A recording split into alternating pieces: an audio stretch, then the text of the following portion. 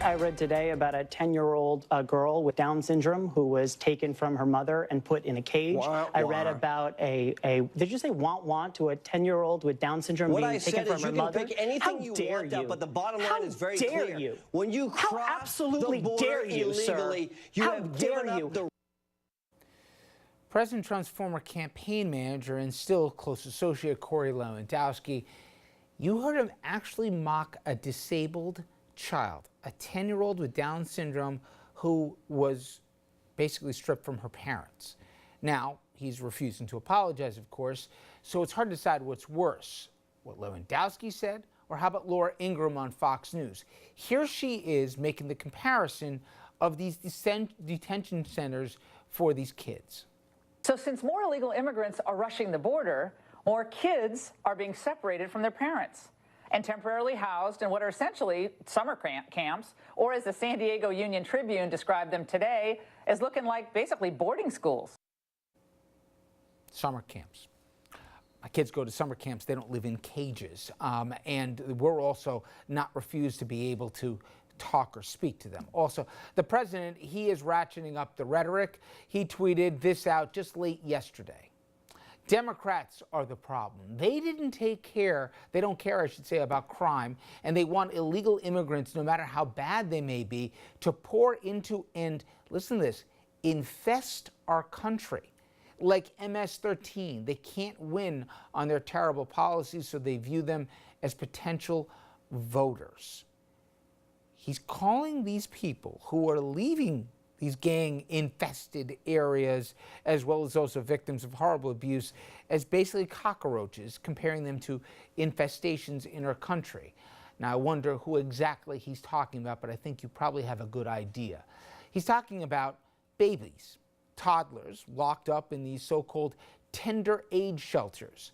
The Associated Press reported that 3 of them have been set up in South Texas, the government refusing to identify the exact locations, but they're fast to say the facilities are staffed with people who are trained to work with young children. And, I should mention, there's no guarantee that the families, as Andrew and I spoke about last segment, will in fact ever be reunited. Here's how the Daily Beast describes it, quote, "Some separated immigrant parents and children may never see each other again. Attorneys and advocates fear that's because there is not a clear plan to reunite the families. Instead, immigrants and their attorneys and advocates have to navigate a complex network of agents at multiple federal agencies, as well as detention centers all across the country, just in an attempt to try and reunite parents and kids before the final deportation. So one thing's clear. This whole mess has prompted some very unusual alliances. In New Jersey, every House Republican has broken with the president, some even siding with Democrats who are against separation policy from the jump. Similar thing happening across the river in New York. Long Island Congressman Peter King and Lee Zeldin, both Republicans, they're also against splitting families here and against the president's policy. In the Hudson Valley, Republican John Faso, he's in a swing district. Congressman released a statement saying the policy is wrong, period.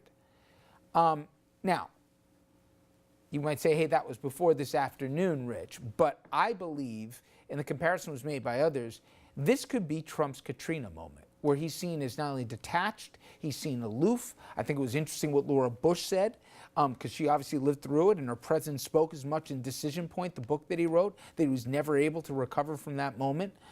She used extremely strong words before everybody else came on board on the Republican side, comparing it to Japanese internment camps.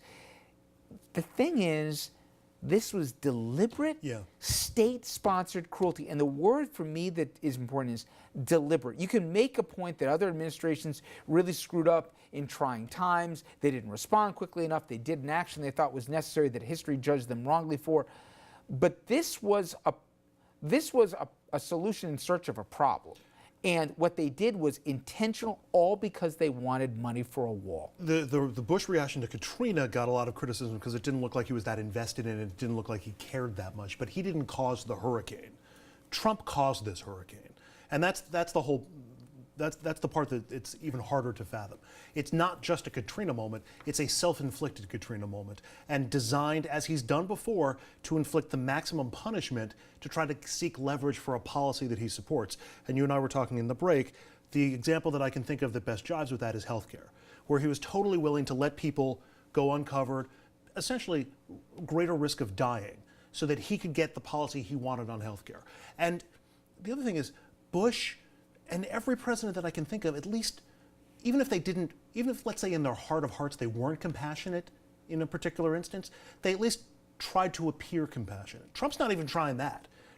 He says, like, we need a compassionate policy, but there's no compassion in his voice, there's no compassion in his decisions, and there's no compassion in we made a mistake or reversing the policy. He's blaming other people. And you had sick elderly people that he was willing to use as a leverage point to try and get the health care plan he wanted. Mm-hmm.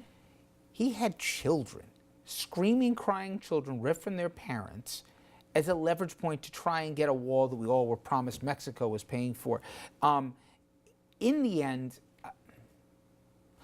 I can't point to one moment where I felt this president, and I can't say this about any president regardless of their party, was not genuinely empathetic. I've seen no element of generosity. I've seen him care about 30-something% of this country that's his base because he wants to be elected, not because I desperately think he cares about them. And where we have turned to is the worst base elements where people can be cruel to each other. It's being state-sanctioned now, and it's being encouraged. And people will look at the Twitter feed, they'll look at the actions of this president and say, he can do it, I can do it. He's shown compassion to Joe Arpaio. He's shown compassion to the woman that Kim Kardashian asked him to pardon. He's shown compassion for his aides who have been indicted or pleaded guilty in the Mueller case. That's pretty much it. In terms of compassion for the entire country, no. He hasn't even made a head nod towards it. It's really something we've never seen before. As Andrew will tell you, yes, he may have signed that executive order, but it is not done. And I'll get into some of the legal ramifications after this break here. We'll be joined by federal prosecutor Roland Riopel. He'll talk about both some of those questions with the Trump executive order and also the very latest. And there's been developments in the Russia probe. It's just gotten lost with all the latest news. My conversation straight ahead.